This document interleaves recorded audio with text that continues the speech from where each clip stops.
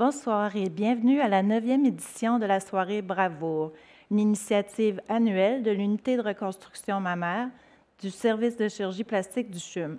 Sans trop tarder, parce que nous avons un programme riche et beaucoup d'informations à vous transmettre, je vous souhaite une belle soirée et une bonne écoute.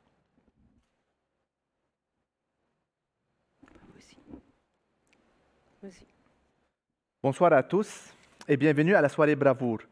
Je me nomme Dr Joseph Bouméry, je suis chirurgien plasticien au CHUM. Je suis heureux d'animer cette soirée avec ma collaboratrice depuis toutes ces éditions, Mme Carmen Lampron, patiente partenaire au CHUM. Bonsoir Joseph, c'est un plaisir pour moi d'être ici ce soir pour co-animer cette soirée d'information sur le cancer du sein. Joseph, cette édition se veut complémentaire à celle des années précédentes. Nous allons nous attarder sur la prise de décision sous forme d'échange entre les différents intervenants. Pouvez-vous nous parler du déroulement de la soirée? Très bien, Carmen. Donc, sans trop tarder, dans le premier bloc, nous parlerons de la génétique et du risque de cancer du sein et de la chirurgie préventive. Dans le deuxième bloc, nous aborderons l'investigation radiologique et nous aurons le privilège d'entendre un témoignage. Au bloc 3, Carmen va nous présenter les différents outils développés par le CHUM, dont la trajectoire du cancer du sein élaborée par l'équipe du Centre intégré du cancérologie du CHUM. Au quatrième bloc, nous verrons les options de traitement chirurgical avec l'algorithme décisionnel. Le cinquième bloc sera un survol des types de reconstruction offertes aux patientes.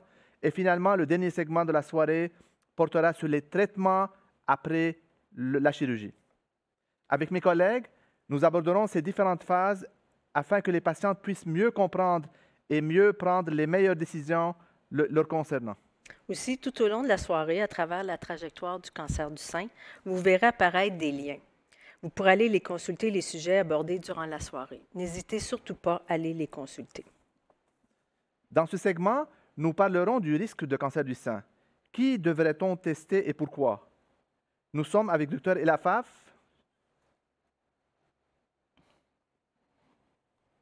Bonsoir à toutes et à tous.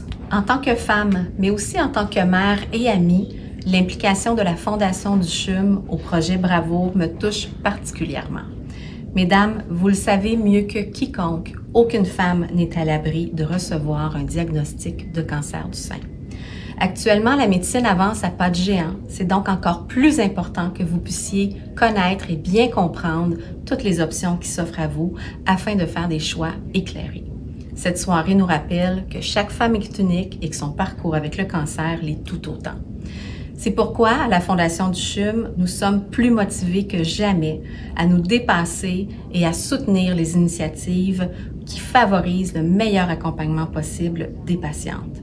Merci au Dr Bouméry, à tous les spécialistes qui sont présents et à Mme Carmen Lampron pour l'organisation de cette 9e édition. Merci aussi à vous, chères patientes, d'être au rendez-vous. Vous démontrez l'importance de contribuer activement à votre parcours de soins. Je vous souhaite une excellente soirée. Dans ce segment, nous parlerons du risque de cancer du sein. Qui devrait-on tester et pourquoi? Nous sommes avec Dr Elafaf, généticien médical au CHUM, et une conseillère en génétique, Mme Dany Tremblay. Bonsoir à vous deux. Allons-y avec une première question. Dr Elafaf, quelles sont les situations qui vont mener à un test génétique pour le cancer du sein? Alors bonjour, rapidement, donc si on se résume, les indications vont tenir compte de l'âge avant 50 ans et le type de cancer. Des fois, il y a certaines formes de cancer plus rares et le spectre de tumeurs, donc les types de cancers qu'on voit dans la famille. Et cela est aussi associé à l'histoire familiale. Donc ces éléments-là représentent les piliers de les indications des tests génétiques. Le nombre de personnes atteintes est important, que ce soit une ou deux personnes en bas de 50 ans, ou ça n'a pas d'importance? Non, ça n'a pas d'importance. Toutes les femmes qui ont moins de 50 ans ont accès à un test génétique pour les besoins justement de cibler les traitements. Très bien. Une autre question, Dr Elafaf. Pour le cancer du sein, plusieurs gènes de prédisposition génétique héréditaire ont été identifiés. Quels sont les principaux pour le cancer du sein? Alors effectivement, il y a un certain nombre de gènes qu'on a identifiés ces dernières années. Donc en dehors des gènes BRCA1 et BRCA2, on peut citer les gènes PALB2, CHEK2, ATM et d'autres plus rares que vous pouvez trouver dans la documentation. Il y en a un qui est un peu particulier, qui touche les jeunes femmes ou les enfants, c'est le TP53. Donc à la différence des gènes BRCA1 et BRCA2, les nouveaux gènes vont donner des risques plus ou moins élevés ou modérés, avec des risques complémentaires d'autres cancers. Très bien.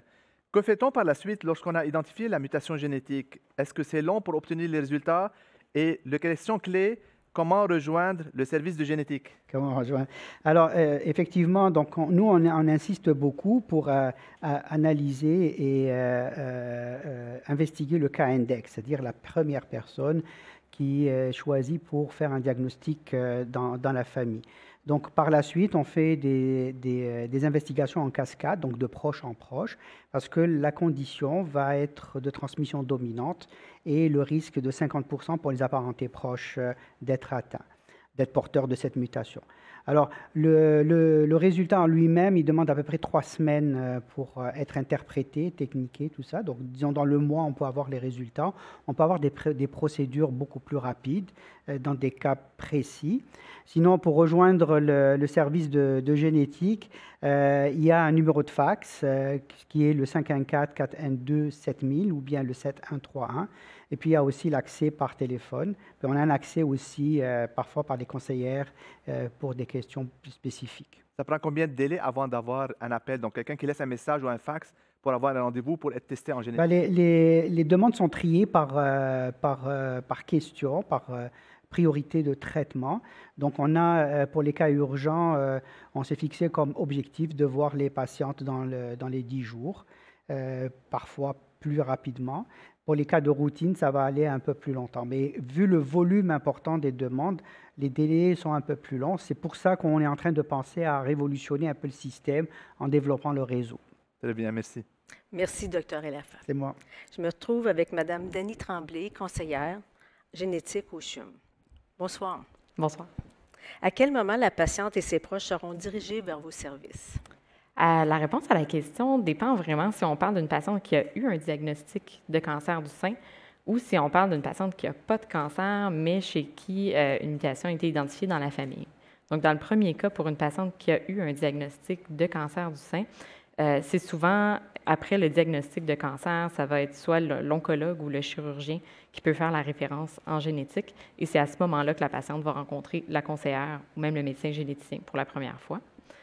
Si on parle d'une patiente qui n'a pas elle-même de cancer, mais chez qui une mutation a été identifiée dans la famille, mais là, c'est vraiment dépendamment du rythme de chacun. Il y a des gens qui apprennent qu'il y a une mutation de prédisposition héréditaire au cancer dans leur famille et qui sentent le besoin de consulter, de faire le test tout de suite.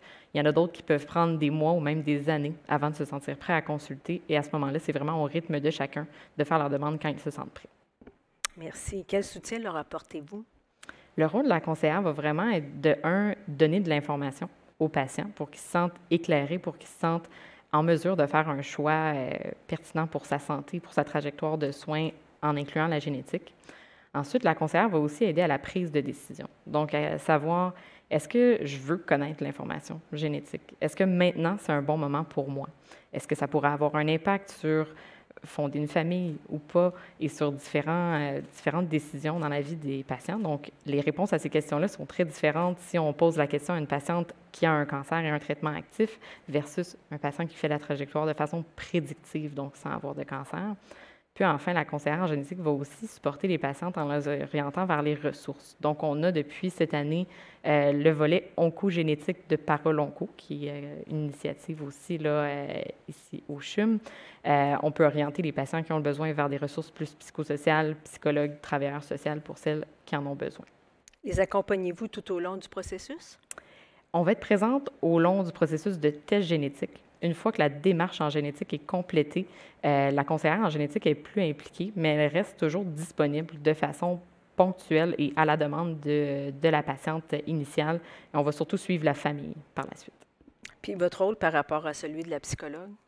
La conseillère en génétique a vraiment un rôle un petit peu double au niveau médical, là, génétique et psychosocial. Donc, on va être outillés là, pour aider à la prise de décision, pour aider à l'annonce d'un résultat positif, comment l'annoncer à la famille. Par contre, les psychologues ou même les travailleurs sociaux sont beaucoup mieux équipés que nous là, et beaucoup mieux formés pour suivre des patients plus sur le long terme. Donc, si on a une patiente qui a plus de difficultés à s'adapter aux résultats et qui a vraiment besoin d'un suivi plus poussé, bien alors c'est vraiment le rôle de la psychologue à ce moment-là. Merci, Mme Tremblay. Merci. Vous venez de recevoir... On vous revient après la pause avec une discussion sur l'ovariectomie et la mastectomie préventive. Vous venez de recevoir un diagnostic de cancer du sein et vous êtes envahi par une foule d'émotions et de questions. Saviez-vous que vous pouvez bénéficier de l'expérience d'une patiente du CHUM qui a vécu un parcours semblable au vôtre? Ce sont des patientes accompagnatrices. En complément des traitements et des interventions de votre équipe soignante, elles sont là pour vous écouter et vous soutenir tout au long de votre parcours de soins. Elles savent à quel point cette maladie peut bouleverser une vie, tant sur le plan personnel que professionnel. Elles sont là pour vous, avec vous.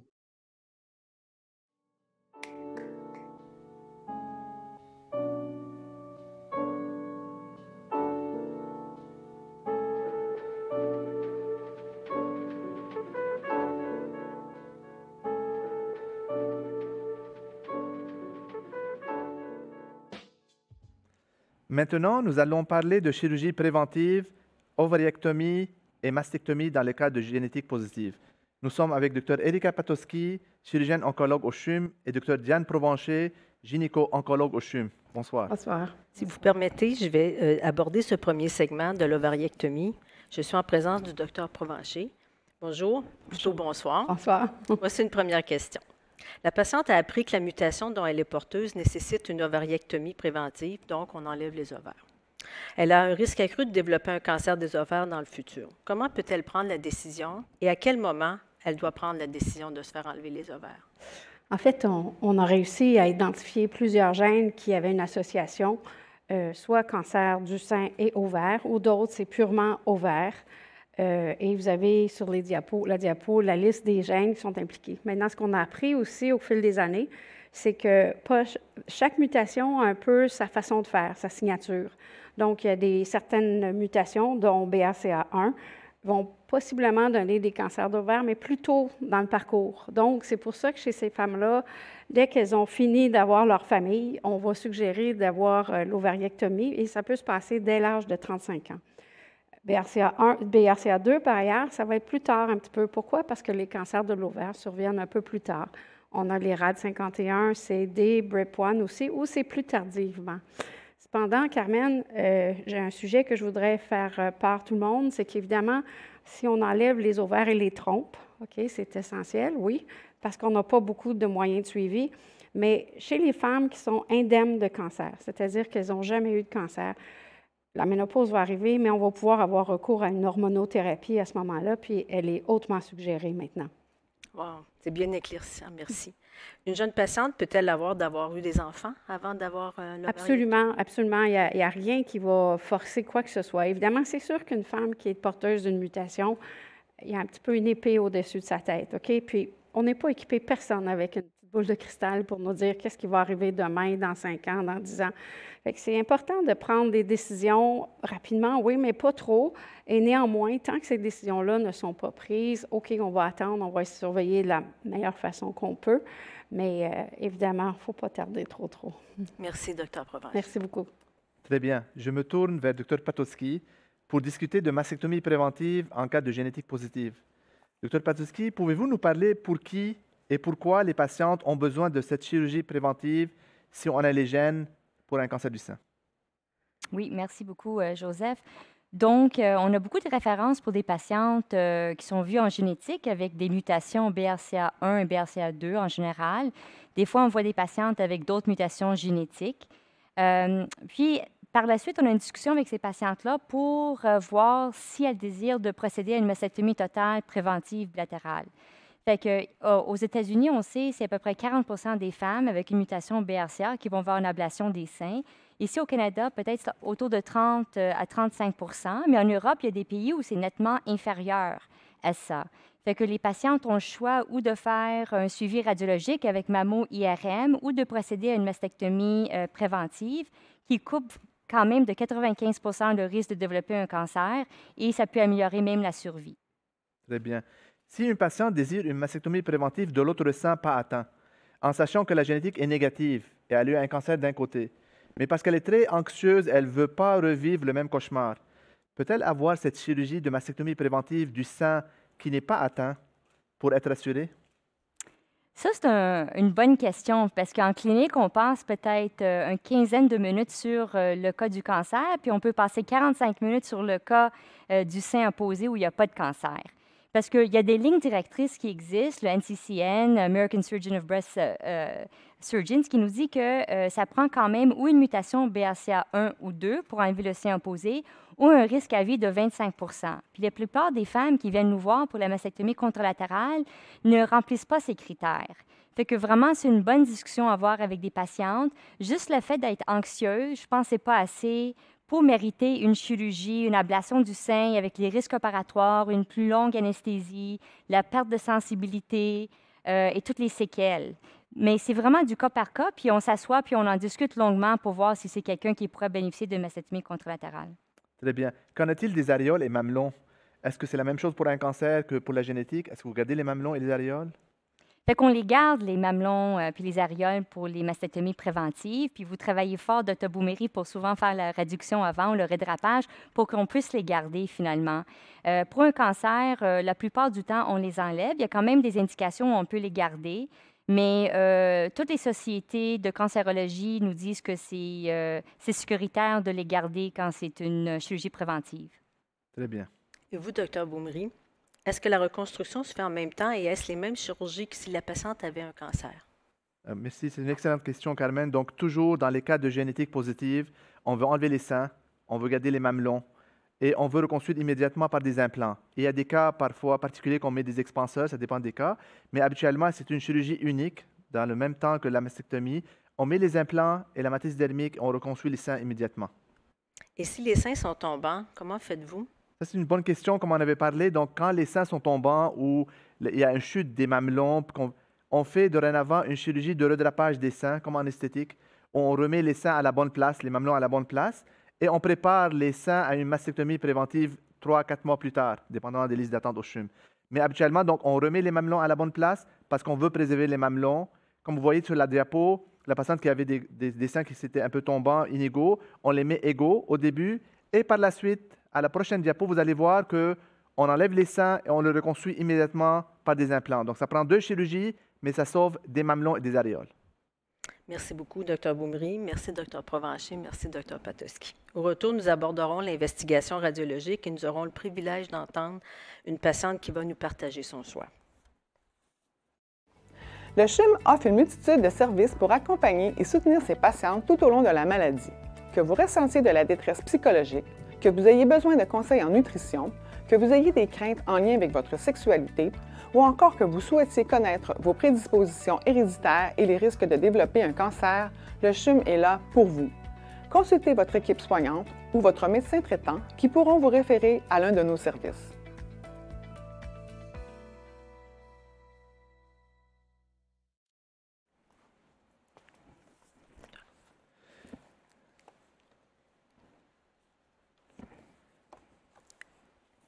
Investigation radiologique, quels examens sont nécessaires? Donc, il me fait plaisir de vous présenter Dr. Mona El-Khouri, radiologiste mammaire au CHUM. Dr. El-Khouri, bienvenue sur le plateau. Merci. Dr. El-Khouri, si on a une mutation génétique avec un risque accru de cancer du sein ou non, on a découvert un cancer du sein. Pouvez-vous nous parler des différents types nécessaires en radiologie pour ces 2 situations? Quels examens vous faites pour ces 2 situations? Tout d'abord, le dépistage du cancer du sein se fait essentiellement par mammographie. Donc, ça reste la pierre d'angle. Mais il faut dire que la mammographie est limitée. On sait que les dames qui sont porteuses d'une mutation génétique vont développer un cancer à un âge très jeune, où les seins sont très denses et la mammographie est la moins contributive. C'est pour ça qu'on a besoin d'un examen supplémentaire. À l'idéal, c'est une IRM à cause du produit de contraste qu'on injecte qui va augmenter la sensibilité de l'examen, sinon une échographie.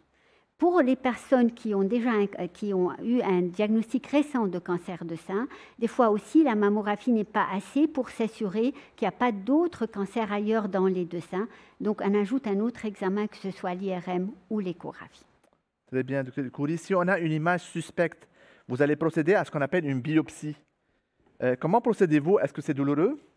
En fait, la biopsie en radiologie se fait à l'aiguille. C'est sûr, si on la fait sans anesthésie, ça va être douloureux. Donc, on la fait toujours sous anesthésie locale, donc ça se passe très bien, selon la visibilité de la lésion. Si elle se voit en échographie, c'est la biopsie qui est la plus facile à faire.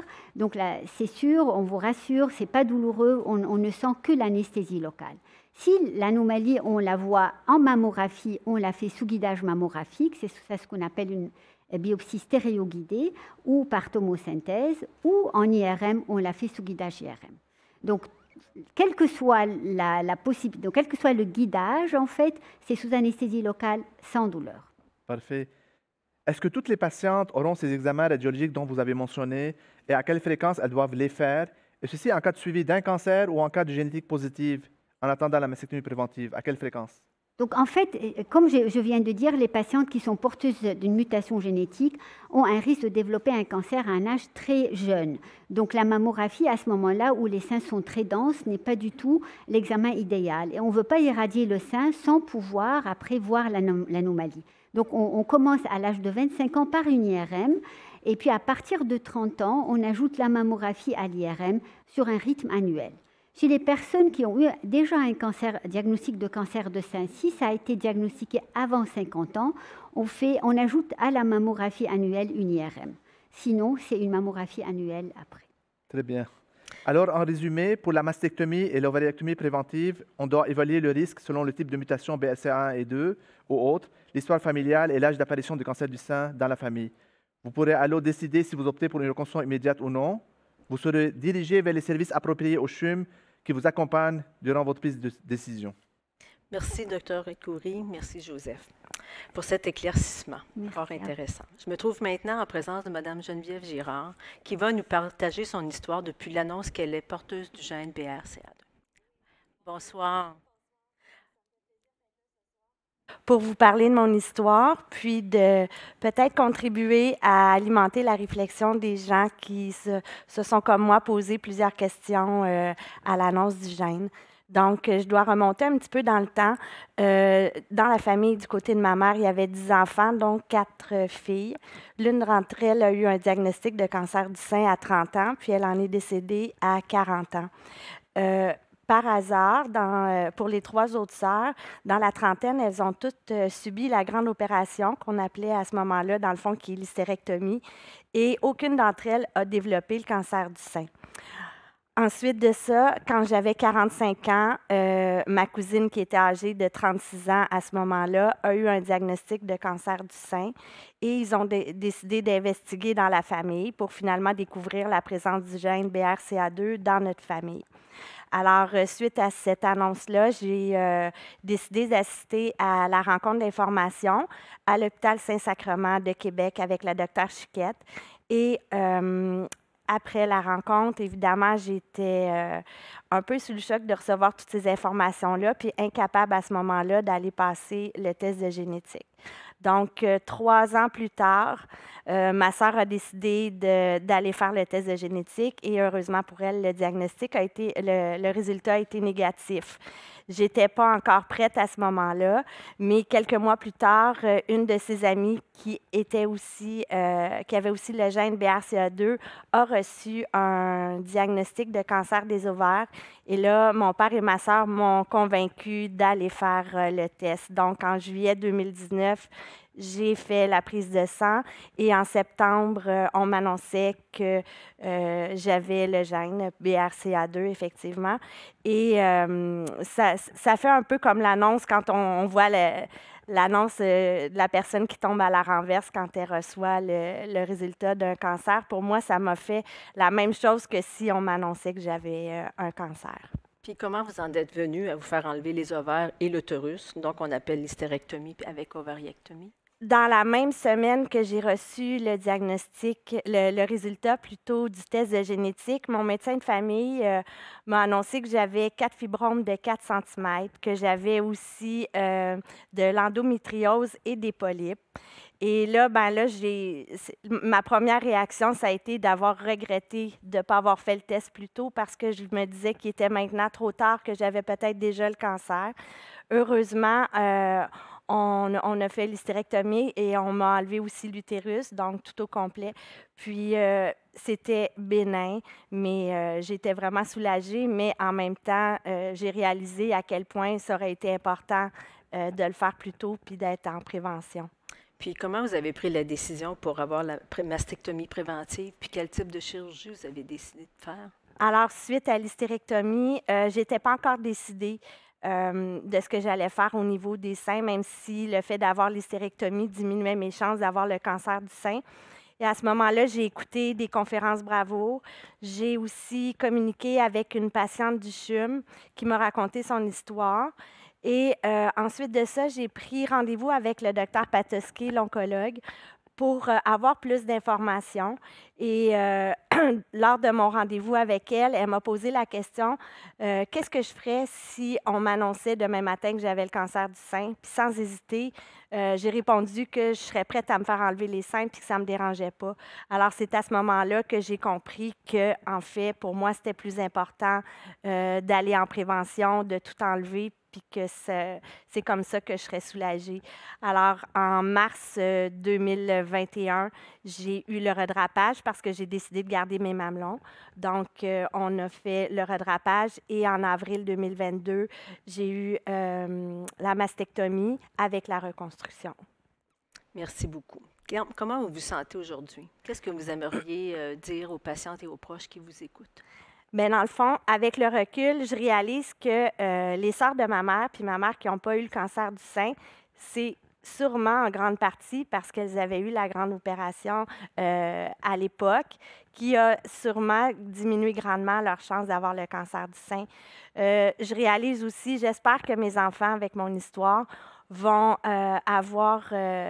n'auront pas peur, comme j'ai eu peur, d'aller faire le test de génétique pour se protéger eux puis protéger les générations à venir aussi. J'espère aussi que voyons, excusez-moi. Ce que je veux dire aussi, c'est qu'il est vraiment important de se sentir bien avec les chirurgiens puis que ça vaut la peine de les rencontrer puis d'aller se faire expliquer ce qu'on va vivre. J'ai aussi une très grande reconnaissance envers le CHUM.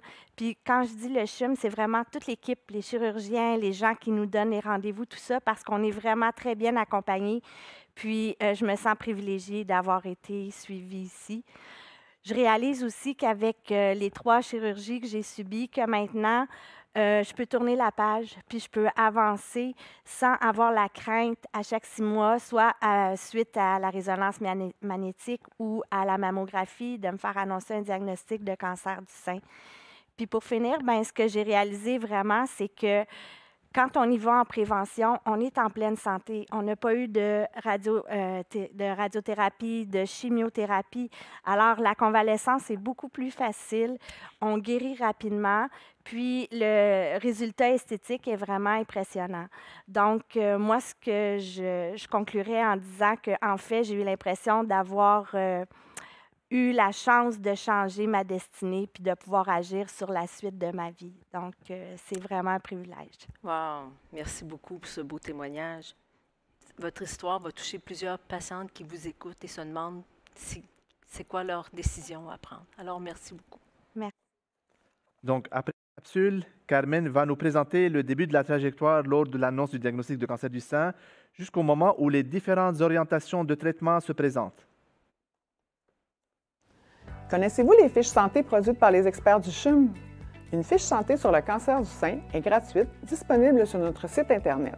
Elle aborde toutes les sphères du cancer du sein. Des vidéos explicatives sont aussi à votre disposition sur différents sujets, comme les options et les répercussions de la chirurgie, la convalescence et des trucs et astuces en lien avec la reconstruction mammaire. Nous avons même un programme de détection de la détresse. Le CHUM est là pour vous.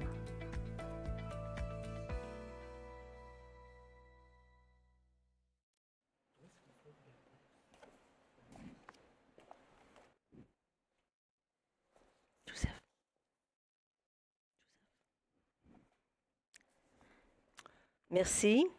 Avant de discuter de la trajectoire, je prends quelques minutes pour vous montrer comment obtenir les informations pertinentes déjà élaborées pour vous et disponibles sur le site du cancer du sein et du CHUM. Alors, débutons. En allant sur le site web du CHUM, dont l'adresse apparaît en bas de l'écran, vous y inscrivez le mot « cancer du sein » dans le « Que cherchez-vous ». Vous choisissez le centre et vous allez vous retrouver au cancer du sein. Vous pouvez y accéder directement en inscrivant le lien URL ou le code barre. De là, dans le bandeau bleu qu'on peut voir en haut, on voit cancer du sein, reconstruction mammaire, cancer métastatique, événements et fiches santé et ressources. Sur la page initiale, vous pourrez consulter l'infographie de la trajectoire que je vais vous montrer sous peu, ainsi qu'une vidéo de la trajectoire présentée par des infirmières dévouées que vous pourriez rencontrer lors de vos traitements. Elle vous explique la trajectoire tout au long de votre parcours. Cette vidéo a aussi été mise par chapitre et pour y accéder, vous devez cliquer sur « Navigation » par chapitre et cela afin que vous puissiez consulter facilement ce qui vous convient. Nous vous recommandons d'y aller régulièrement pendant tous vos traitements. Par la suite, dans la section « Événements », vous retrouverez tous les bravoures des années précédentes en allant soit en choisissant en savoir plus ou en allant directement au site qui est le lien URL à bas de l'écran. Ici, vous avez les éditions précédentes. L'édition actuelle sera mise là prochainement. Puis, dans la section « Fiches santé et ressources », vous pourrez consulter toutes les fiches connexes au cancer du sein selon la trajectoire, mais également des vidéos explicatives, des exercices à faire pour le lymphédème ainsi que les présentations enregistrées. En descendant le curseur, vous allez retrouver les présentations concernant la génétique et les reconstructions mammaires de nos experts.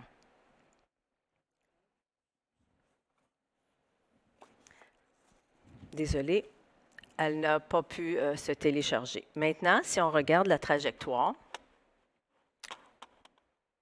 je m'en viens. Non.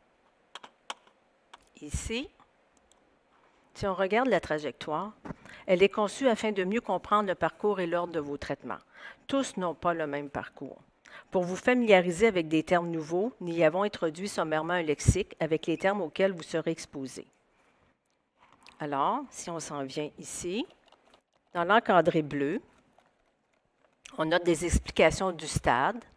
On regarde aussi, on retrouve le grade. Après ça, une légère explication du type de récepteur que vous allez devoir avoir.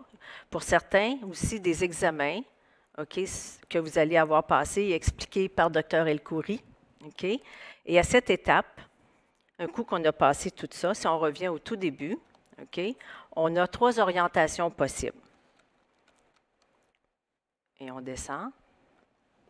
L'investigation a démontré des cellules cancéreuses qui se sont propagées à d'autres endroits du corps et c'est ce qu'on nomme le cancer métastatique, le stade 4. Vous pouvez aller consulter l'information au site du cancer du sein CHUM tel qu'expliqué un peu auparavant et vous y retrouverez un entretien de 2 patientes partenaires vivant avec le cancer métastatique et posant des questions au Dr. Daniel Charpentier, hémato-oncologue. De plus, on y retrouve des présentations élaborées par nos spécialistes sur les traitements offerts selon le statut des récepteurs. Finalement, sans oublier, vous retrouverez toute l'information disponible via les différentes fondations et la Société canadienne du cancer qui sauront vous informer adéquatement. N'hésitez pas de les consulter régulièrement. L'autre possibilité, on vous a suggéré de la chimiothérapie néoadjuvante.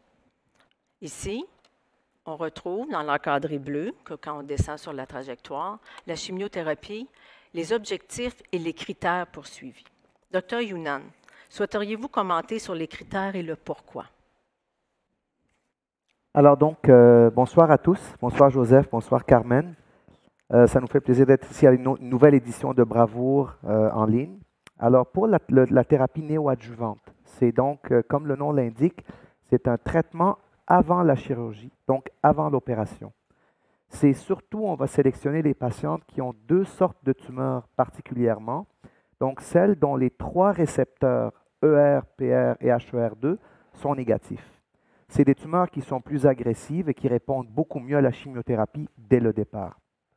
Les autres patientes, c'est les patientes qui ont les tumeurs avec un HER2 positif, et les patientes savent de quoi on parle. C'est une autre sorte de tumeur qui répond également à une thérapie qui est ciblée. Tout ça pour deux objectifs. Le premier, c'est de réduire la taille de la tumeur et faciliter la chirurgie. Et le deuxième, et le plus important, c'est d'améliorer le devenir des patientes. Parce que si on est capable de faire disparaître la tumeur au complet, ça c'est le pathologiste qui nous le dit lors de la chirurgie, on est capable d'offrir à la patiente des taux de survie et de guérison de plus de 90 %. Ce qui est très important, puis ce qu'on est capable d'obtenir avec des thérapies nouvelles, incluant l'immunothérapie pour les patientes avec des cancers triple négatifs et les thérapies ciblées pour les patientes avec des cancers HER2 positifs. Merci beaucoup, Dr. Younan. Maintenant, nous sommes à l'étape de la chirurgie. Et pour ce quatrième bloc, Dr. Boumri et ses collègues vont discuter des choix qui sont possibles avec leurs limitations afin de vous aider à prendre la meilleure décision pour votre situation. Merci Carmen pour cet éclaircissement fort apprécié de la trajectoire. C'est très utile. On vous retrouve tous après la pause. Bonjour, mon nom est Karine et j'ai été diagnostiquée d'un cancer des ovaires en 2021. Il n'y a absolument rien de plaisant de se faire annoncer qu'on a le cancer. On ne souhaite à personne de passer ses journées à l'hôpital à recevoir des traitements.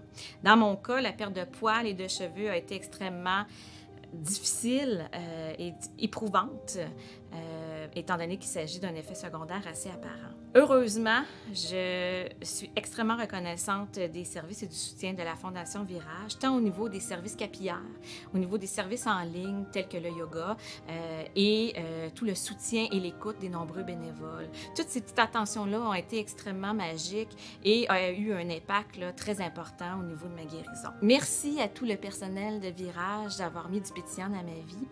Je vous recommande d'utiliser les services de Virage pour vous aider là, au niveau de votre mieux-être.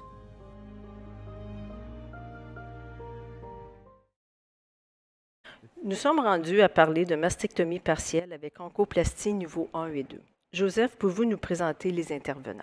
Parfait, merci Carmen. Oui, je me trouve en compagnie d'excellents spécialistes en la matière. Dr. Rami Younan, chirurgien oncologue. Bonsoir. Dr. Christina Bernier, chirurgien plasticien au CHUM. Bonsoir. Alors, allons-y avec la première question. Dr. Younan, pouvez-vous nous expliquer brièvement qu'est-ce qu'une mastectomie partielle et une oncoplastie et la différence entre le niveau 1 et le niveau 2 d'oncoplastie? Alors, merci pour la question, Joseph. Donc, la mastectomie partielle, comme le nom l'indique, c'est l'ablation partielle du sein. Et ce qu'on essaie d'avoir, c'est de retirer la tumeur avec une marge de sécurité propre bien autour. Dans le passé, il y a plus que 15-20 ans, on faisait la mastectomie partielle, puis on refermait la peau, puis il y avait du liquide qui s'accumulait dans le sein. Depuis les 10 dernières années, on s'est rendu compte qu'à cause de la radiothérapie, si le liquide reste dans le sein, ça déforme le sein. Donc les oncoplasties, le but, ça a été de réduire la déformation au niveau du sein. Ce qui veut dire que quand on fait une oncoplastie de niveau 1, le seul but, c'est de déplacer un tout petit peu la glande, ce que nous, on est capable de faire, Dr. Patoski et moi et le restant de l'équipe, et de refermer par la suite le tissu au niveau de la peau, ce qui empêche donc la formation de liquide et une déformation suite à la radiothérapie. Lorsqu'on parle d'oncoplastie de niveau 2, c'est qu'on est capable maintenant de faire des mastectomies partielles pour de plus grandes tumeurs. Et donc, lorsqu'on vient enlever un plus grand volume, qui peut déformer encore plus, on est capable d'avoir des techniques nouvelles pour déplacer plus de glandes, nous comme chirurgiens oncologues ou avec vous les plasticiens, pour être capable de ramener le sein et d'enlever la déformation. Elle peut être faite d'un seul côté, on est capable de le faire tout seul, mais quand on doit le faire de façon bilatérale, on a besoin de votre aide pour l'esthétique et la beauté et la symétrie. Parfait. Merci, Dr. Younan. Je m'adresse à Dr. Bernier, chirurgien plasticien au CHUM. Comment le service fait un effort pour avoir deux spécialistes experts dans la même chirurgie de mastectomie partielle et d'oncoplastie niveau 2 quand on a besoin d'éviter la déformation? Ça prend beaucoup d'appels et beaucoup de communication, mais je pense que ça vaut vraiment la peine parce qu'on est capable d'offrir des belles chirurgies aux patientes. Comme Dr. Younan l'a dit, pour les niveaux 2, c'est qu'il y a des plus grosses masses qui sont enlevées. Puis nous, on utilise des techniques qu'on utilise pour les redrapages mammaires et les réductions pour vraiment mobiliser le sein pour éviter qu'il se forme un creux. Parfait. Merci, Dr. Bernier. Carmen, c'est à toi. Maintenant, nous abordons la mastectomie totale, c'est-à-dire qu'on vous enlève tout le sein entier. Vous devez décider si vous vous faites reconstruire. Et si oui, à quel moment? En même temps ou plus tard? Vous hésitez, vous ne voulez pas de reconstruction, mais vous pourriez changer d'idée. Alors, quels sont vos choix? Dans ce segment, nous tenterons d'éclaircir la prise de décision. Joseph, pouvez-vous nous parler de l'algorithme de décision pour faire un choix éclairé? Parfait. Donc, si on peut avoir sur le diapo, donc on a développé un algorithme en résumé pour les patients pour qu'ils comprennent.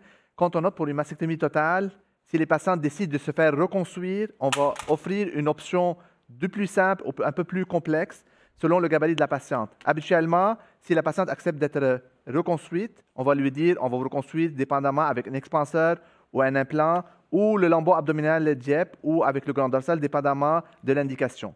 Si la patiente ne désire pas se faire reconstruire, et c'est un choix qu'on respecte aussi pour un consentement éclairé, c'est très important qu'elle comprenne, la patiente, que si elle veut se faire reconstruire plus tard, tardivement, le chirurgien oncologue va avoir tendance à garder un peu de peau pour la reconstruction. Et si la patiente n'a pas tendance à se faire reconstruire plus tard, le chirurgien oncologue va faire une belle job, puis il va fermer le sein, il va faire une mastectomie à plat parfaite pour que la patiente soit contente. Après ça, donc le surplus de peau ou pas de surplus de peau, ça dépend si vous voulez se faire reconstruire plus tard ou non. Mais l'option de non-reconstruction est offerte au CHUM et on respecte la décision de chaque patiente. Il faut prendre une décision éclairée. Et si vous voulez se faire reconstruire, toutes les options sont possibles.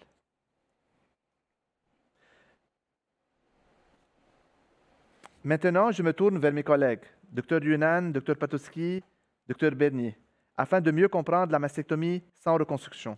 Parce qu'on a parlé de ça, mastectomie à plat ou non.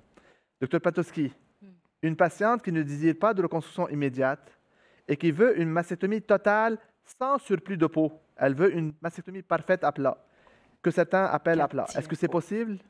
À présent, 4. Okay, premièrement, Joseph, merci pour la question. Puis on fait toujours une bonne job, Joseph, en passant. Mais ceci étant dit, c'est un choix de la patiente. Elle est surprise, la patiente, quand ça prend une mastectomie totale. Fait que la patiente arrive, elle a un diagnostic de cancer, puis des fois, elle ne sait même pas qu'elle a un cancer.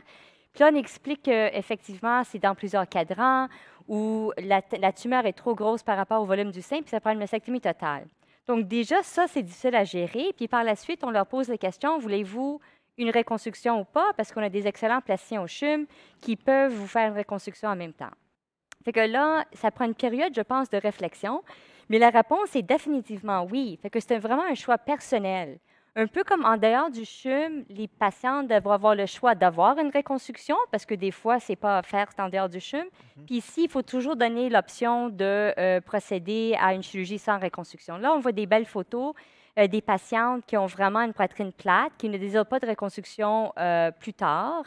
Je veux juste mentionner aussi que c'est vraiment des belles cicatrices, mais ça dépend aussi où est le cancer, où se situe. Des fois, c'est très haut placé, où la tumeur est large, il faut enlever beaucoup de peau, et donc la cicatrice n'est pas toujours parfaite. Fait qu'il faudrait que les patientes réalisent ça aussi. Puis aussi, l'autre chose, je voulais dire, c'est qu'on peut toujours demander une deuxième opinion. Fait que si le chirurgien avec qui on a le premier contact n'offre pas ou une reconstruction ou une absence de reconstruction avec une poitrine plate, il faut trouver quelqu'un d'autre qui pourrait le faire. Très bien, merci, Dr. Patowski. Pour vous, Dr. Younan, lors d'une mastectomie totale, laissez-vous un surplus de peau? Pourquoi et dans quelles conditions? Alors, donc, on essaie de jamais laisser de surplus de peau. Et donc, quand on parle d'une poitrine plate, ce n'est pas parce que la poitrine est plate, c'est parce qu'on veut que ce soit le plus beau sans qu'il y ait de bourrelet et de surplus de peau. Donc, lorsque la patiente désire absence de reconstruction ou reconstruction plate, le but du chirurgien, c'est d'essayer de garder une cicatrice la plus nette avec le moins de surplus de peau possible. Donc, c'est assez clair. La difficulté vient du fait que chez certaines patientes qui ont un certain surplus de poids, on essaie d'avoir le plus beau travail possible, mais il faut se rappeler que la graisse sous-cutanée n'arrête pas au niveau du côté et peut se rendre jusque dans le dos. Et donc, on peut avoir une petite dénivellation ou une petite difficulté à avoir une platitude ou une beauté au niveau de la rondeur. Mais lorsqu'il y a une absence de reconstruction, on essaie toujours d'avoir une poitrine qui est complètement plate. Merci, Dr. Yuna. Donc, je comprends que la mastectomie plate n'est pas parfaite. On va se laisser en plastique. Je m'adresse à Dr. Bernier. Si la patiente a refusé la reconstruction immédiate, elle voulait une reconstruction plate, elle finit par avoir des bourrelets sur les côtés dans l'aisselle parce qu'elle avait un gabarit un peu plus pesant que la normale. Il y a une solution pour cette plastique quand elle vient vous voir? Juste mettre la... Oui, donc, comme le Dr. Yuna a dit, ces patientes-là, ça arrive quand elles ont un surplus de poids parce que le surplus de poids continue dans le dos. Malheureusement, en plastique, ce n'est pas des choses que présentement on est en mesure de corriger. Présentement, ce n'est pas quelque chose qui est assumé par la RAMQ. Donc, je pense que pour ces patients, c'est important qu'elles soient conscientes et puissent savoir ça avant, puis qu'elles mettent ça dans leur ligne de pensée, puis dans leur processus décisionnel aussi. C'est pas parce que la mastectomie est mal faite, c'est juste que le gras va jusque dans le dos, puis à un moment donné, il faut que la Dr. Bernier, juste ajouter un commentaire que les patientes doivent s'attendre à une correction, mais déjà, on est occupé avec la reconstruction aussi, donc ça diminue un peu la disponibilité pour ces bourrelets à corriger. Donc, merci à vous tous. Après la pause, nous écouterons le partage d'une patiente et par la suite, nous aborderons la mastectomie totale avec reconstruction. ClearPoint Médical est une compagnie montréalaise dédiée à la conception, fabrication et distribution de vêtements de compression post-chirurgicaux, dont les gaines et soutiens-gorge utilisés lors d'une reconstruction mammaire. Nous vous invitons à consulter notre site clearpointmedical.ca pour vous familiariser avec notre gamme de produits compressifs. Vous pouvez toujours nous rejoindre par courriel ou par téléphone. ClearPoint Medical est fier partenaire de la soirée Bravo.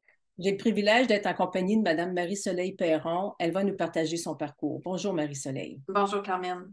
Au moment du diagnostic, vous aviez 44 ans et votre vie était sur le point de basculer.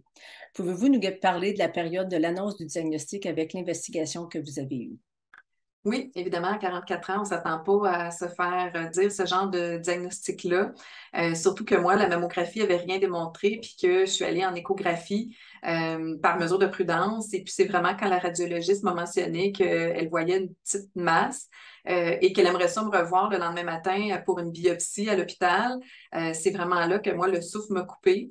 On se doute que la radiologiste nous dit qu'elle veut nous revoir à l'intérieur de 24 heures, que ça sent pas la bonne nouvelle. Donc, moi, c'est vraiment le moment qui a été ultra difficile. C'était la sortie de la salle d'échographie pour aller rejoindre mon mari qui m'attendait dans la voiture. Et c'est là que j'ai décompensé. Donc, heureusement, j'avais quelqu'un. Et c'est un premier conseil que je peux donner. C'est même si on pense que c'est un rendez-vous de routine puis tout ça, on ne sait jamais. Donc, d'avoir quelqu'un qui nous accompagne pour ces moments-là, je pense que ça peut être vraiment important. D'une mastectomie partielle, vous avez appris que vous deviez avoir une mastectomie totale. Comment avez-vous pris initialement la décision de vous faire reconstruire avec des prothèses? Moi, j'avais une mastectomie partielle qui était prévue. Donc, on m'a installé la bille radioactive la veille. Et puis, le matin de ma chirurgie, encore une fois, le radiologiste a comme appelé le chirurgien pour dire qu'il y avait une petite anomalie. Donc, ils ont trouvé d'autres nodules qui n'étaient pas visibles à la première échographie. Donc, j'ai dû retourner chez moi.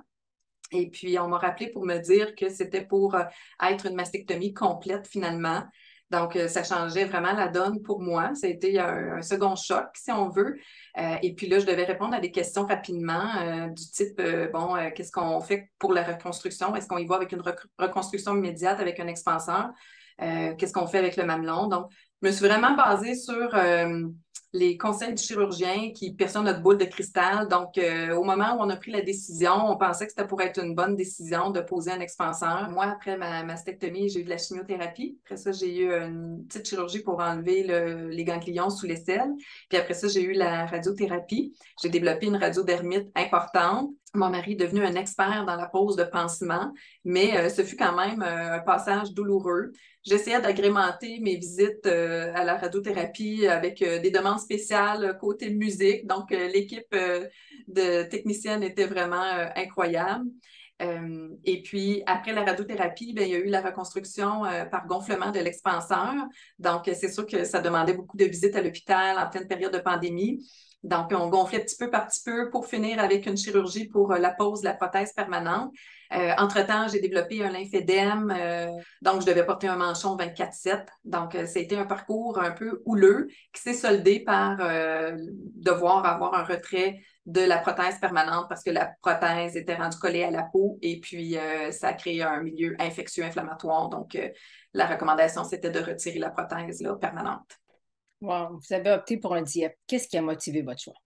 Bien, c'est sûr que quand je suis arrivée au bout, là, dans le sens que j'étais due pour avoir le retrait de la prothèse, même si j'étais dans un contexte infectieux, puis que ça devait être quand même un retrait assez rapidement, j'ai quand même pris mon temps pour regarder mes différentes options. Et c'est là que j'ai eu la référence pour aller rencontrer Dr. Joseph Boumery et son équipe du CHUM. Et puis, c'est là que j'ai eu une belle discussion avec lui. Et j'avais accès au DIEP. Je devais respecter un seul critère qui était de prendre du poids. Alors, Dieu merci, je tombais dans le temps des fêtes, Noël 2021, donc ça a été quand même un processus agréable, disons ça comme ça. Donc, j'ai eu ma chirurgie en mars dernier, donc en mars 2022. Et puis, je dois être honnête, là, après un mois, là, pendant un mois, j'ai pratiquement regretté ma décision parce que c'était très douloureux. Et intense comme récupération. J'ai dû aller vivre chez mes parents 2 semaines. Heureusement, il y avait un lit électrique. Donc, j'ai pu utiliser toutes les petites ressources et outils pour m'aider à passer à travers. Donc, grâce aux exercices, au massage des cicatrices, à l'endermologie, à la physiothérapie, j'ai eu une belle récupération. Mon lymphédème s'est amélioré. Donc, avec le recul, je suis vraiment contente d'avoir passé à travers ce processus-là.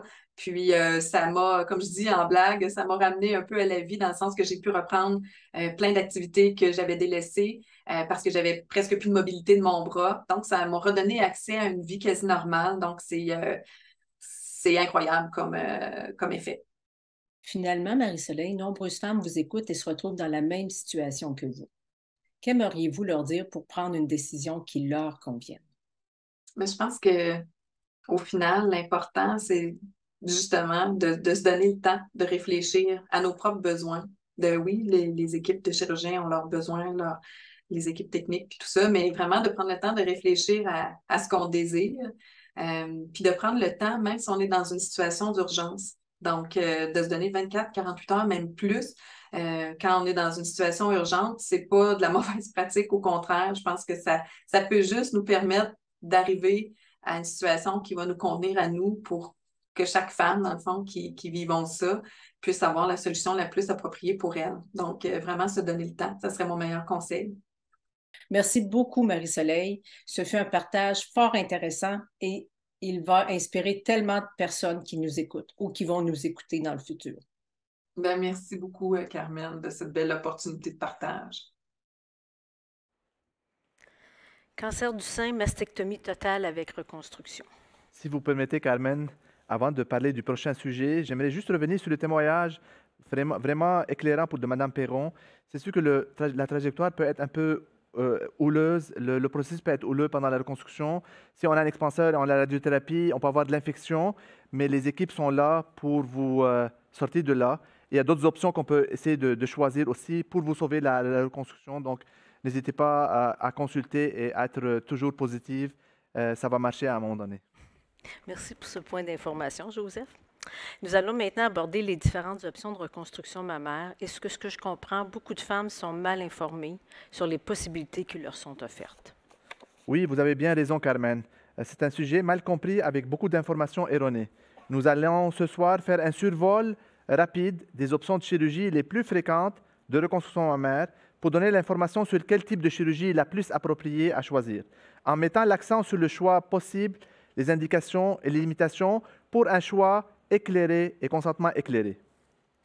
Pour ce segment, il y aura pour débuter moi-même, mes collègues Dr Alain Gagnon, plasticien au CHUM, Dr Christina Bernier, ainsi que le témoignage de Mme Nathalie Thibault, une patiente qui va nous expliquer son choix de chirurgie.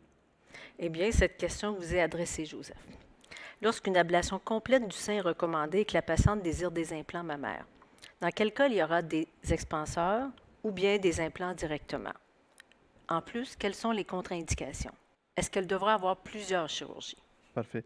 Merci, Carmen, pour la question. Donc, quand on parle d'expanseur, on parle d'une prothèse à l'eau saline temporaire. pour étirer la peau afin de faire de la place pour l'implant définitif. Dans quelles conditions? Dans des petits seins, on a besoin d'un expanseur après une mastectomie totale. Dans des très gros seins, parfois, parce qu'on enlève beaucoup de peau, ça prend aussi un expanseur parce que c'est un gros sein. On ne peut pas mettre un gros implant en même temps que la mastectomie. Donc, dans les deux conditions, on a besoin de mettre un expanseur qui est une prothèse temporaire en ossaline qui prépare la pochette pour un implant qui va être changé 3 à 6 mois plus tard pour un implant définitif. Les contre-indications, s'il n'y a pas de contre-indication cancérologique ou oncologique du chirurgien oncologue, il n'y a pas vraiment de contre-indication, à moins qu'on sait exactement que la patiente va avoir de la radiothérapie, parce qu'on sait expanseur ou implant et radiothérapie, ça ne s'aime pas vraiment. Mais quand même, dans des cas particuliers au CHUM, même si on sait qu'il va avoir de la radiothérapie, et si le gabarit de la patiente ne permet pas d'utiliser ses propres tissus, on veut quand même opter pour un expanseur, mais on va voir à la prochaine étape qu'on peut utiliser une matrice dermique dorénavant avec l'expanseur parce qu'on sait que la patiente va avoir la radiothérapie, on sait que les études ont montré qu'il y a moins de risque de contracture, et comme ça, on pourra gonfler l'expanseur le plus vite possible, même après la chirurgie. Voilà. Je crois que vous allez avec Dr Gagnon, n'est-ce pas? C'est ça. Dr Gagnon, maintenant, une patiente qui désire une reconstruction mammaire lors de la mastectomie totale, mais ne veut pas d'implant ou d'expanseur. Quelles sont les options de reconstruction dans la mastectomie totale si elle ne veut pas d'implant? La patiente a déjà lu beaucoup sur le lambeau Dieppe. Pourriez-vous, s'il vous plaît, élaborer là-dessus? Certainement. Merci beaucoup pour la question. Alors, le lambeau Dieppe, c'est réellement une des excellentes options qu'on a dans notre arsenal de reconstruction. Pourquoi? Parce que c'est une option qui donne un résultat très naturel et très durable pour la patiente. On utilise les propres tissus de la patiente pour reconstruire son sein.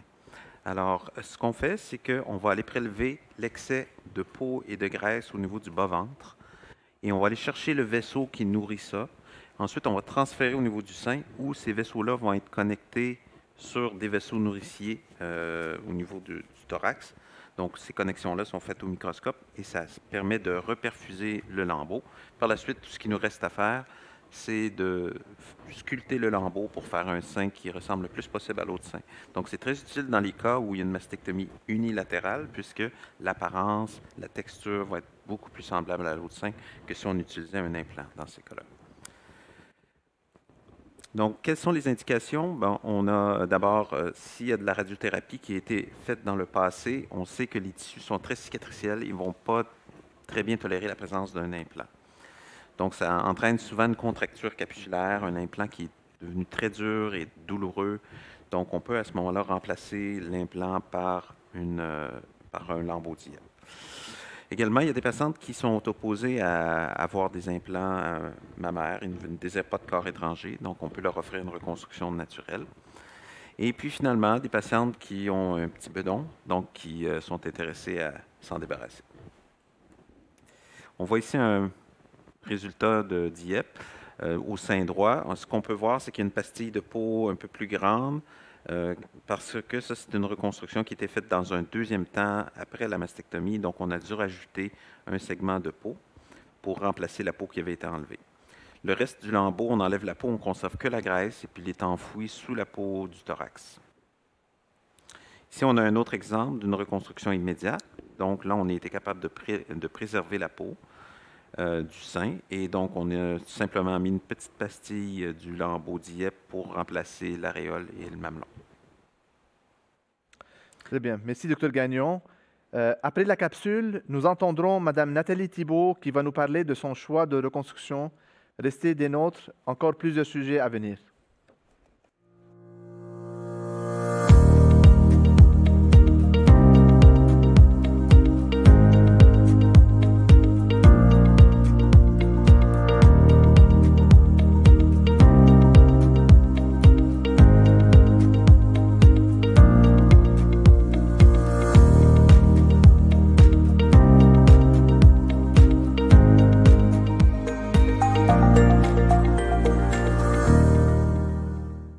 En compagnie de Mme Nathalie Thibault. Bonsoir, Nathalie. Bonsoir, Mme Lampron. Ça va bien? Ça va très bien, merci.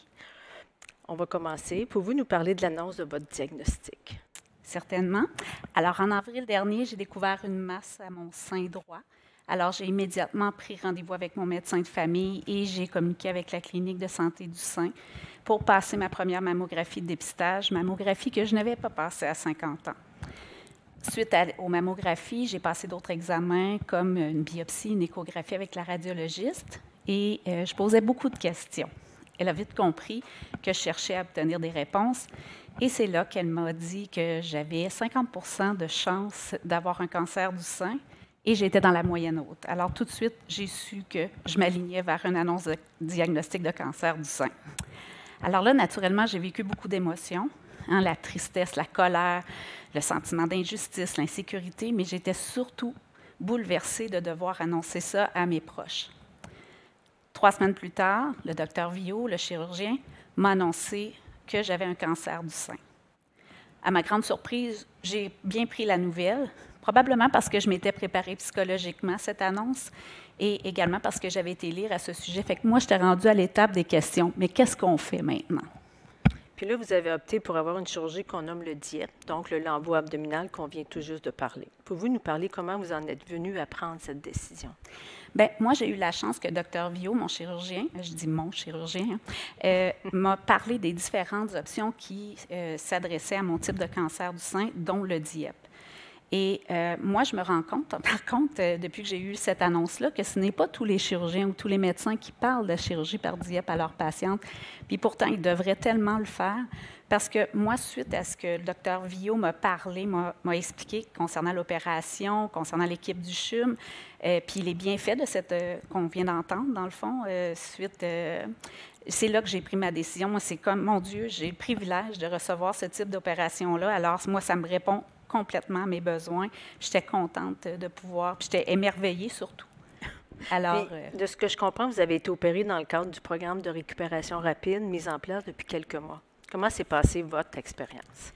Écoutez, le lendemain de mon opération, le fellow rentre dans ma chambre et me dit « Madame Thibault, si vous continuez à aller bien comme ça, vous allez pouvoir quitter demain. » Alors là, moi, j'étais très surprise puis surtout inquiète parce que je viens de l'Abitibi, donc à 8 heures de route. Et comme je savais que j'avais un rendez-vous avec l'oncologue, un rendez-vous post-opératoire une semaine après, c'était clair pour moi que je ne reprenais pas la route puis j'allais demeurer dans un centre d'hébergement pour les personnes atteintes de cancer où il n'y a pas de soins infirmiers. Alors là, je paniquais un petit peu, mais j'ai exprimé mon besoin. J'ai demandé à ce que mon départ soit retardé d'une journée pour que je puisse apprendre à vivre avec cette nouveauté qui se passait dans mon corps. Puis on a vraiment accepté. Mais je me suis rendu compte, quand j'ai pu me déplacer dans l'après-midi, bien, que tout allait bien, puis j'aurais pu finalement sortir avec la récupération rapide.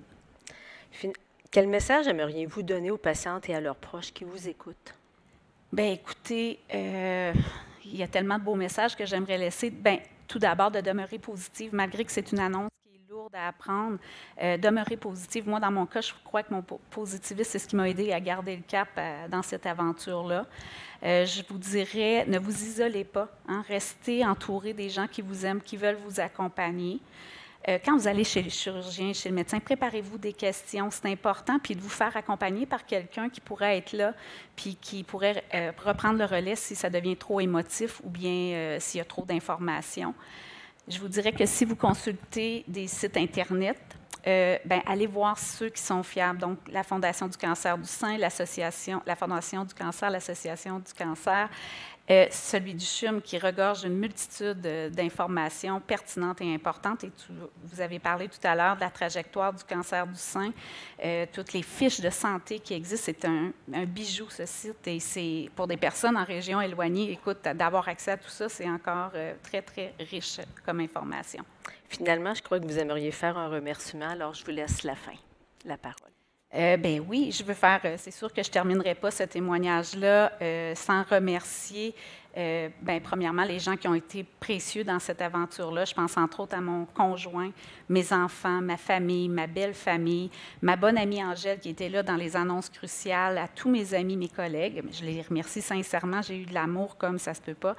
Je voudrais remercier toutes les personnes qui travaillent dans les centres de santé, dans les centres hospitaliers, et sans exception, hein, de la première personne qui donne le rendez-vous jusqu'à la chirurgie, la radiologie, et on en parle. Et parce qu'on entend parler que le système de santé est mal en point, mais je peux vous garantir que partout où j'ai passé, écoutez, j'ai été accueillie toujours avec un grand sourire, avec bienveillance, et j'ai été respectée dans ce que je vivais. Puis, en tout cas, c'est des gens très, très précieux dans le système. Puis quand on vit une situation difficile comme un cancer, bien, ces gens-là, ils font la différence aussi dans notre parcours. Alors, je les remercie sincèrement. Je salue le professionnaliste Dr Viau qui m'accompagne depuis le début dans cette aventure. Et vraiment, là, je termine en disant que l'équipe extraordinaire et exceptionnelle du CHUM, vous les avez tous vus ce soir. Je parle entre autres de Dr Patoski, je parle de Dr Bouleva, je parle de Dr Boumri et de son équipe de chirurgiens qui ont fait la différence, hein, leur disponibilité, leur accueil, leur bienveillance, leur respect, leur savoir. Alors moi, j'applaudis ces êtres d'exception-là parce que ils sont tellement essentiels dans le système de santé et sans eux, on ne serait pas en train de parler. Et dans mon cas, je sais que ce n'est pas le cas de toutes les femmes, on l'a entendu, on réagit différemment à des opérations, mais dans mon cas, le DIEP a été vraiment un succès. J'ai eu une période post-opératoire exemplaire. J'en suis moi-même étonnée. 0 douleur, seulement des inconforts, une récupération rapide. J'ai repris mes activités rapidement. Et là, je suis à l'étape de prendre le parcours de la radiothérapie. Alors, merci à vous tous. Ça fait cliché de dire ça, mais c'est vraiment, vous faites un travail extraordinaire et vous faites la belle job. Vous avez fait une œuvre d'art jusqu'à maintenant avec mon corps, puis qu'il reste le redrapage à vivre, mais vraiment, là, vous faites vraiment du beau travail. Merci. Merci beaucoup pour ce beau témoignage fort inspirant. À la maison, on se retrouve après la capsule pour la suite des options de la reconstruction mammaire.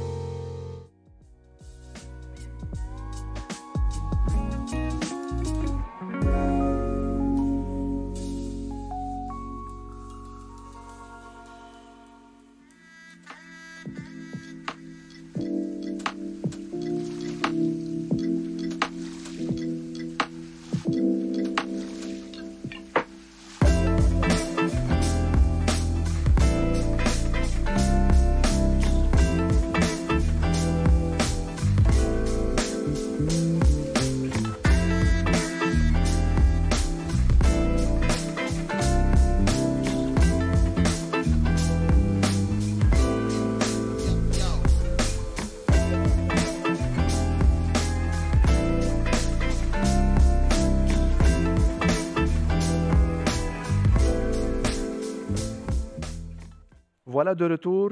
Donc, nous abordons maintenant un autre type de reconstruction, le grand dorsal avec Dr Christina Bernier, plasticienne au CHUM. Dr Bernier, qu'est-ce que la reconstruction par lambeau grand dorsal? Dans quel cas on favorise le lambeau grand dorsal par rapport à un autre type de reconstruction? Alors, le lambeau grand dorsal, c'est dans le fond un lambeau qui vient du dos, puis qui va contenir une pastille de peau, puis le muscle grand dorsal. C'est un lambeau qui est pédiculé, donc contrairement au DIEP, les vaisseaux restent attachés, puis on va basculer le lambeau dans un tunnel sous l'aisselle pour l'amener au niveau du sein. Les indications du grand dorsal, c'est un peu comme le DIEP, donc c'est des patientes qui n'ont pas une qualité de peau adéquate, soit parce que la peau est trop mince ou parce que la peau a subi de la radiothérapie. Puis, c'est un peu notre deuxième choix, parce que ce n'est pas toutes les patientes qui ont un petit bedon à nous donner. Donc, les patientes qui sont trop minces ou qui ont eu une abdominoplastie dans le passé, bien, la peau, on va aller la chercher au niveau du dos. Donc, le grand dorsal, c'est notre option secondaire au DIEP. Très bien. Docteur Bernier, après une reconstruction mammaire, et si les seins sont inégaux, faites-vous une chirurgie d'égalisation et quelles sont ces chirurgies? Est-ce que c'est totalement couvert par la RAMQ, même pour la reconstruction du mamelon et les tatouages? Oui. Alors, désolée, la chirurgie de symétrisation de l'autre côté est toujours couverte par la RAMQ. Il y a différentes options, ça va dépendre de l'anatomie de la patiente. Donc, soit qu'on fait seulement une augmentation mammaire, on peut faire une réduction mammaire, on peut seulement remonter le sein, puis on peut faire une lipogreffe. Des fois, on fait une combinaison d'augmentation et de redrapage. Donc, on va vraiment s'ajuster selon l'anatomie de la patiente. Puis la dernière étape de tout ça, ça va être la reconstruction du mamelon avec le tatouage de l'aréole. Ça aussi, c'est couvert par la RAMQ. Puis c'est une très belle, ça fait des très beaux résultats. Parfois, les patientes vont hésiter parce qu'elles sont un peu fatiguées de tout ça, mais c'est important de savoir que même si elles nous reviennent 2 ans plus tard, mais ça va toujours rester quelque chose qui est couvert puis qu'on peut leur offrir. Merci, Dr. Bernier. Merci beaucoup. Joseph, nous venons de faire le tour des chirurgies. Des limitations à tenir compte, comment pouvez-vous nous faire un petit résumé lorsqu'on a une mastectomie totale avec et sans surplus de peau? Très bien, Carmen. Donc, juste pour résumer, que les patientes qui choisissent une reconstruction après une mastectomie, le choix de reconstruction, c'est un choix personnel. Ça appartient à la patiente. C'est notre travail comme professionnel de la santé d'exposer toutes les options possibles pour la patiente. Et c'est à la patiente de choisir l'option qui lui convient le plus. C'est sûr que nous, on lui recommande une option de reconstruction, mais c'est à elle de choisir l'option qui lui convient le plus. C'est un choix personnel pour un consentement éclairé. C'est sûr que s'il va avoir de la radiothérapie, nous, on va lui conseiller une reconstruction par les tissus propres à la patiente, que ce soit le grand dorsal que Dr. Bernier a parlé ou le DIEP que Dr. Gagnon a exposé tantôt. Donc, c'est un choix personnel. C'est un choix qu'il faut prendre avec la patiente et que le chirurgien va lui recommander une option de reconstruction, mais c'est un choix personnel de reconstruction. Merci, Joseph. Depuis le début de la soirée, on réalise à quel point il est important de prendre le temps de poser des bonnes questions afin de prendre une décision éclairée. Trop souvent, on doit prendre cette décision rapidement. C'est pourquoi nous avons préparé un aide-mémoire que vous pourrez utiliser lors de votre entretien avec votre chirurgien. Celui-ci est disponible sur le site web du CHUM sur le cancer du sein qu'on vous a montré plus tôt. Parfait. Donc, je remercie encore une fois mes collègues. À la maison, restez avec nous, car au retour de la pause, on parle de la trajectoire après la chirurgie. Le centre est vraiment là pour venir faciliter le parcours des hommes et des femmes atteints de cancer du sein. Comme chirurgienne au centre, je suis ici pour faire aussi du tatouage, donc de la dermopigmentation effet 3D de mamelon et d'aréole couvert par la RAMQ. Aussi en tatouage, on le voit beaucoup quand les femmes arrivent puis peuvent faire un X sur le calendrier. Ouais. Aujourd'hui, c'était différent. Aujourd'hui, j'ai tourné la page. Ouais.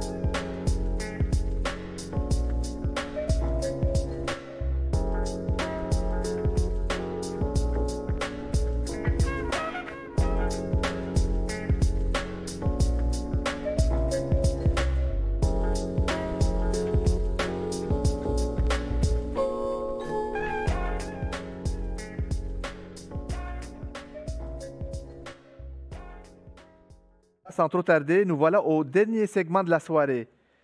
Quels sont les traitements après la chirurgie? Je me trouve avec mes collègues Dr. Patowski et Dr. Younan, chirurgien oncologue au CHUM, et ma co-animatrice au Lutrin, Carmen, qui animera ce volet. Carmen, je vous laisse la parole. Merci, Joseph.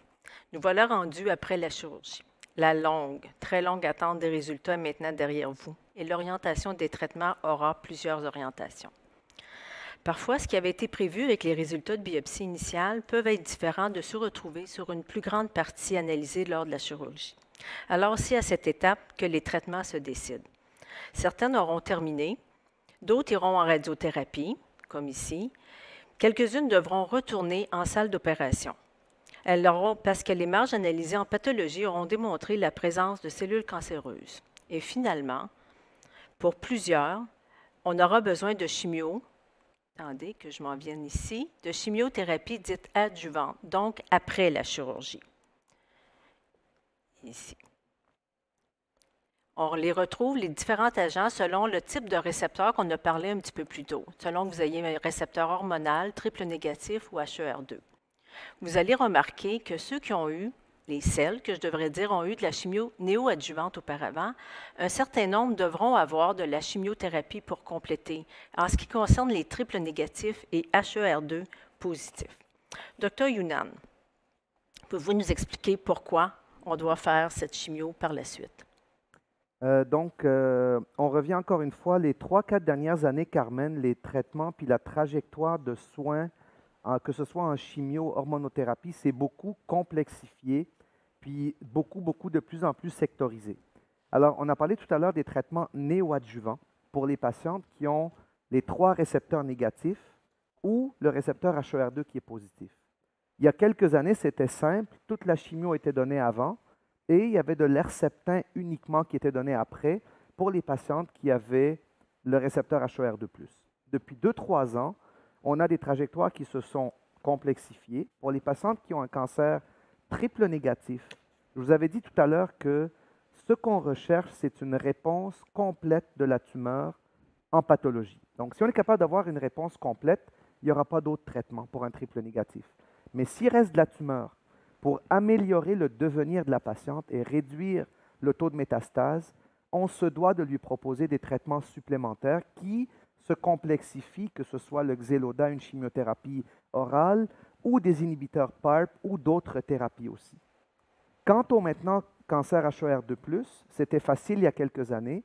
S'il restait de la tumeur, on disait à la patiente, ben, le risque est plus élevé d'une récidive au niveau des ganglions, au niveau du foie, des os, alors que maintenant, s'il y a de la maladie résiduelle qui reste à la pathologie, on a quelque chose à lui offrir pour améliorer le devenir aussi. Donc, d'où le fait que même si on a complété tous les traitements de chimio avant l'opération, ce n'est pas une garantie qu'il n'y en aura pas après. Comme vous le savez, si on les prescrit, ce n'est pas parce que ça nous tente, c'est parce qu'il y a une preuve scientifique qui aide le devenir des patients. Merci beaucoup, Dr. Younan. Maintenant, après tout ce long parcours, on arrive à l'étape, on descend ici, excusez, on est fatigué, de la radiothérapie.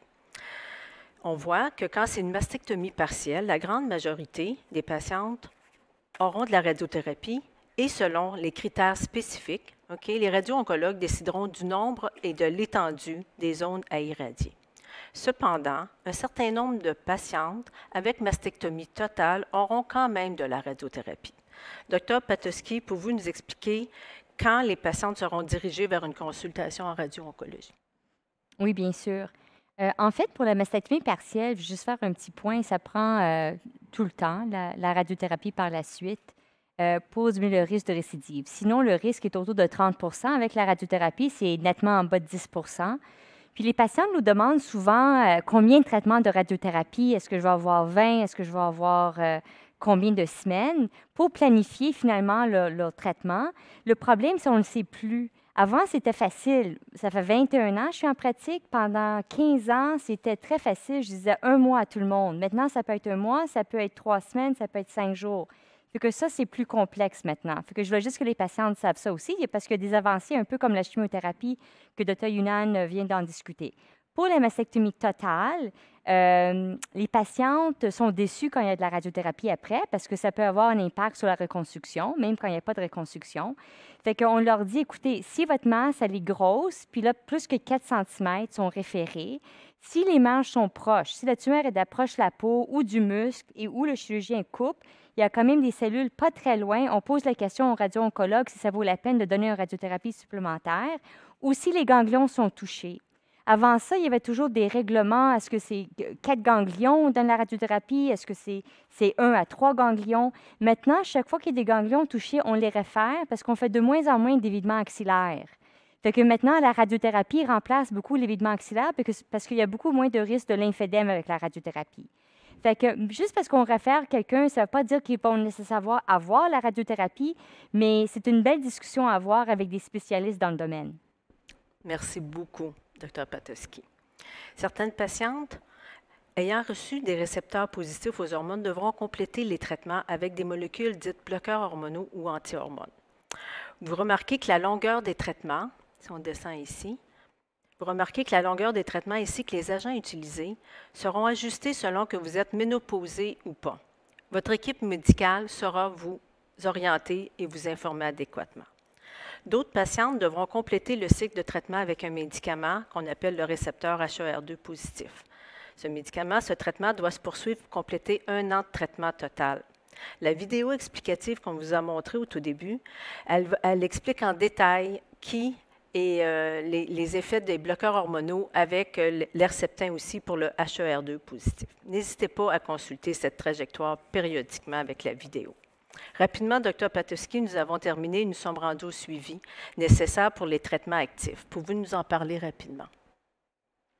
En fait, c'est controversé un petit peu les suivis parce que normalement, on doit suivre les patientes minimum 5 ans après leur traitement. Fait que on les voit. Moi, quand je vois la patiente pour le premier rendez-vous, j'explique le parcours, puis je leur dis, je vous suis pendant au moins 5 ans, mais par la suite, je vous donne congé et votre médecin de famille va vous suivre. Pendant ces 5 ans-là, au début, on les suit aux 4 à 6 mois, puis par la suite, 1 fois par année. Le problème, comme vous savez, c'est qu'il n'y a pas beaucoup de médecins de famille actuellement, puis les patientes ont la difficulté de trouver des rendez-vous par la suite. Fait qu'en réalité, on les suit plus longtemps que 5 ans. On a des excellentes personnes pour nous aider, comme Fanny Martin, qui est notre IPS actuellement. Et donc, ces personnes-là vont nous aider avec le suivi, prescrire la monothérapie si ça continue plus de 5 ans, et de demander les mammographies annuellement.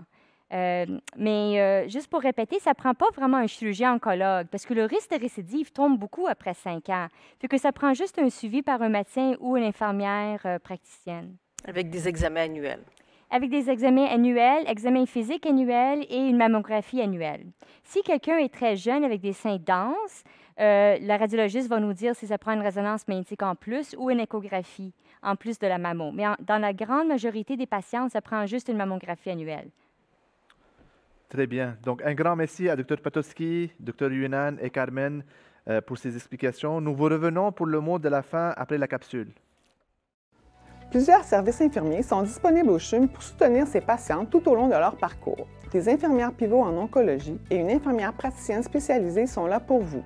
Nous avons également une infirmière en oncologie et infirmière ressources pour la reconstruction mammaire. Sans oublier notre centre de triage téléphonique du CICC pour les patientes suivies par les oncologues médicaux.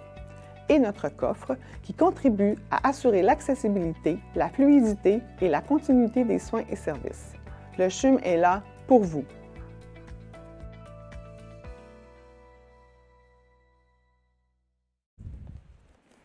Donc, à la fin, un événement comme Bravoure existe grâce au soutien d'entreprises et de personnes extraordinaires qui choisissent du temps et du cœur à sa réalisation. J'en profite pour remercier ma co-animatrice ce soir, Carmen, pour ce soir, et aussi ma collaboratrice pour le Bravoure pour la 9e fois. Merci aussi à nos partenaires depuis toutes ces éditions et ces années, la Fondation du CHUM, la Fondation Virage, la Fondation du cancer du sein, ClearPoint Médical, Allergan, Mentor et aussi un merci tout particulier à Mme Amélie Béliveau, patiente partenaire au CHUM, à ses amis et collègues du bureau FASCEN pour leur généreuse contribution l'année passée. Sans votre contribution, on ne pourra pas continuer les éditions Bravoure et continuer à diffuser l'information. Un grand merci de toutes les équipes. Merci aussi à tous les membres de l'équipe technique, discrets et efficaces. Vous avez pu et permis la diffusion de cette soirée afin que toutes et tous puissent en profiter de l'information.